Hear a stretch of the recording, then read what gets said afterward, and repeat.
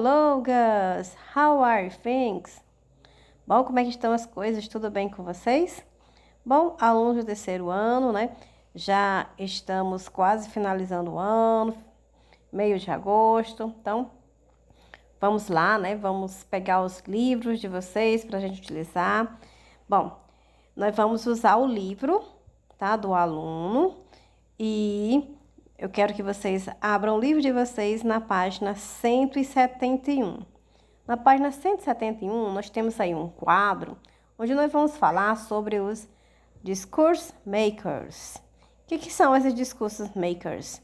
Bom, são algumas palavras que nós utilizamos para fazer com que o nosso discurso fique melhor entendido pelas pessoas que estão nos ouvindo, né?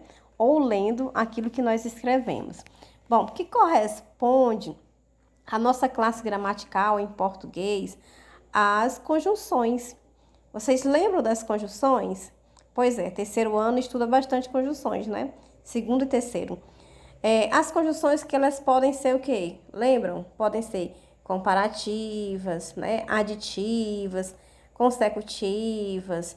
Bom, são vários tipos, né? Comparativas, são vários tipos de conjunções. Bom, então os discursos makers, né?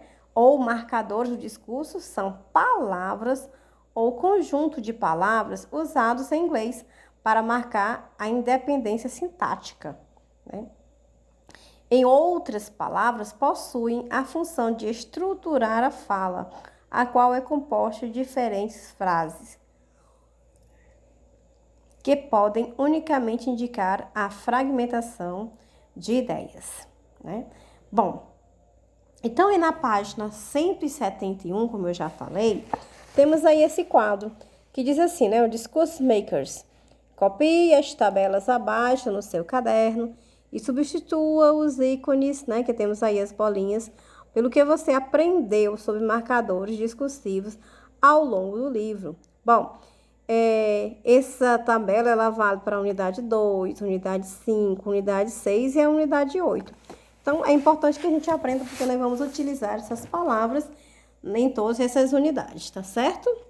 Bom, espero que vocês possam realmente se dedicar e aprender o máximo, porque vocês vão se preparar aí para o Enem, né? Que é muito interessante, vocês se inscreveram. Então, é importante, isso aqui faz parte dos textos, é importante para que vocês entendam. Bom, então aí o que é que nós temos na tabela?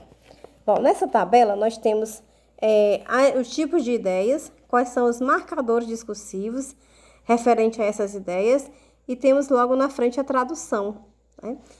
Bom, as palavras que dão ideia de adição, addiction. Bom, são as palavras em inglês also e to. As duas têm a mesma tradução, quer dizer também. And quer dizer e, né? Nós utilizamos bastante essa daqui. As well as, quer dizer assim como.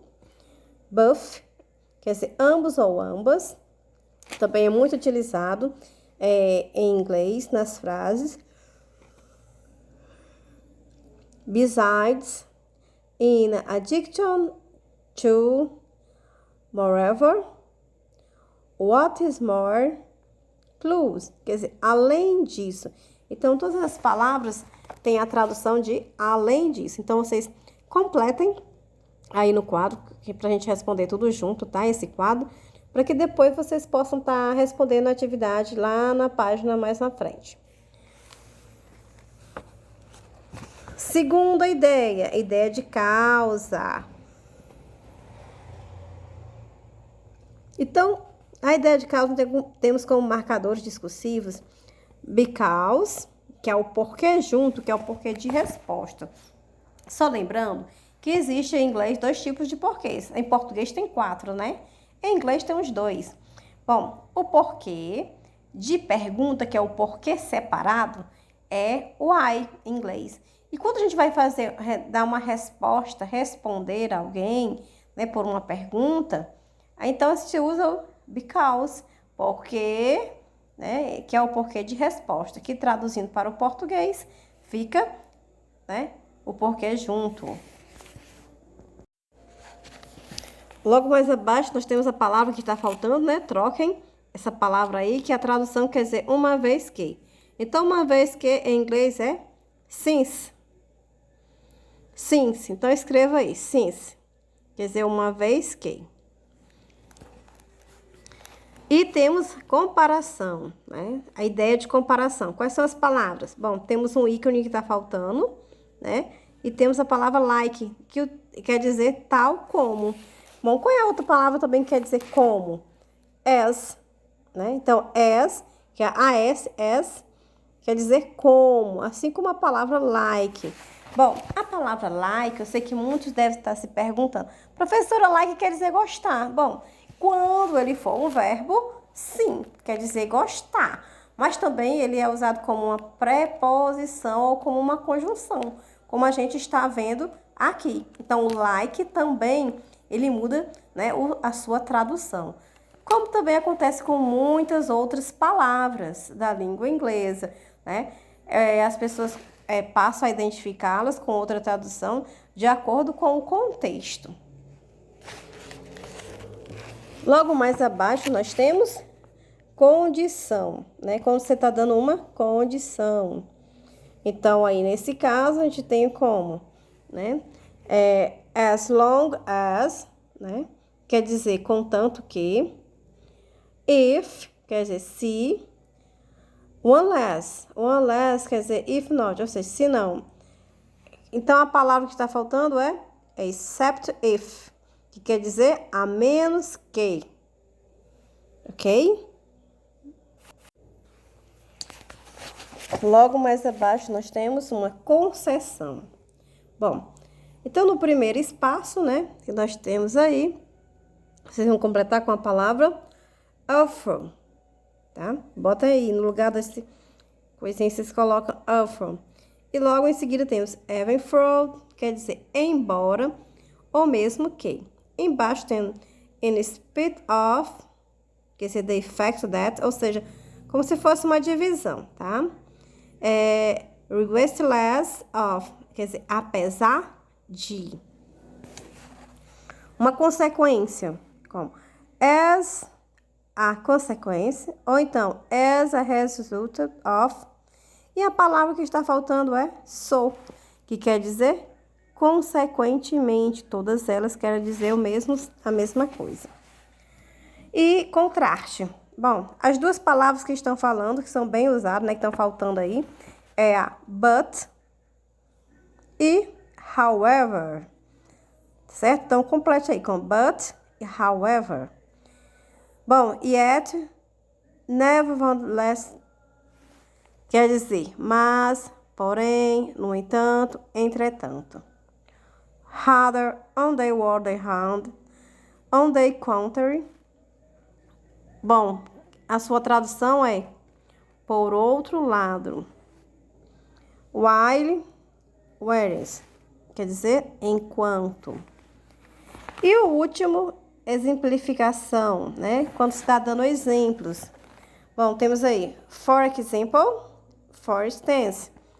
A sua tradução? Por exemplo. Em particular, quer dizer, em particular. Like ou such as. Bom, tal ou tais como. Bom, também nós vamos ver hoje o uso de duas preposições. Quais são as preposições? A preposição in e a preposição into, porque as duas, às vezes, elas causam uma certa confusão. Então, para a gente resolver essa confusão de uma vez por todas, é interessante que a gente possa entender o seu uso. Bom, então, vocês sabem a diferença entre as preposições in e into? Bom, as duas preposições querem dizer dentro, só que tem usos diferentes.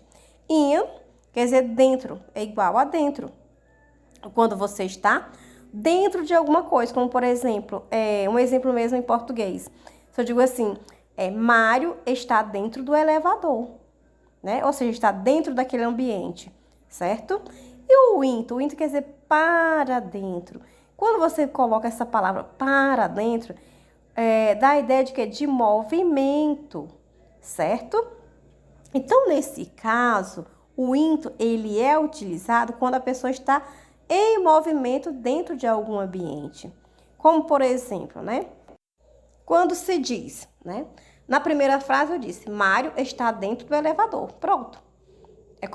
Não estou dando a ideia de movimento. Agora, quando a gente vai usar o into, né, com o sentido de para dentro, sentido de movimento, diríamos, Mário estava andando dentro do elevador. Né? Para dentro do elevador. Ou seja, estou dando a ideia de movimento, né? Ele está se movimentando, tá? Bom, então aqui nós temos duas frases em inglês. Tem assim a primeira: The cat is in the box. Ou seja, o gato está dentro da caixa. Já na segunda frase, onde se usou o into, fica The cat leaped into the box. O gato pulou para dentro da caixa, né? Dá uma ideia de quê? De movimento. Então, essa é a diferença entre in e into. In, você já está dentro, quietinho. E o into é quando você está se movimentando para dentro de alguma coisa. Ok? Entendido, então? Bom, espero ter tirado essa dúvida de vocês. Bom, agora chegou a hora de nós praticarmos, né? Bom, eu quero que vocês abram o livro na página 94 e 95, onde vocês irão responder a parte de vocabulary study, ok? Onde tem noun phrases, que são frases nominais, discurso makers e preposition, na página 95, que vai da questão 1 até a questão de número 5, ok?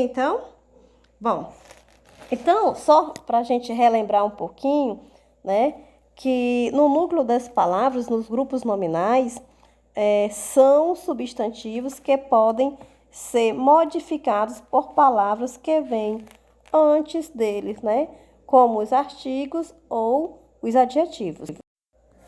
Então, aí nessa primeira questão, vocês vão dizer cada uma dessas frases qual é a palavra que é um substantivo, tá certo? Bom, por exemplo, na letra A, total, annual, rainfall. Então, qual dessas palavras é substantivo, né? Então, vocês vão retirar, copiar a palavra que é substantivo. Na segunda, é sobre discursos makers, né? Que nós acabamos de ver. Vocês podem voltar lá na página 171, né? E olhar a função de cada um. E marcar em cada alternativa, em cada frase, qual a palavra que completa corretamente, tá? E na quarta questão, vocês vão completar as frases, né, que estão aí com in ou into, tá? E no caso, e na quinta questão também, fazer o uso de in ou de into em cada um dos espaços, ok? Bom, então finalizamos aqui a nossa aula de hoje. Agradeço a participação de todos e vocês podem, né, me dar o feedback quando vocês estiverem respondendo, se tiverem alguma dúvida. Ok? Então, bye bye, see you!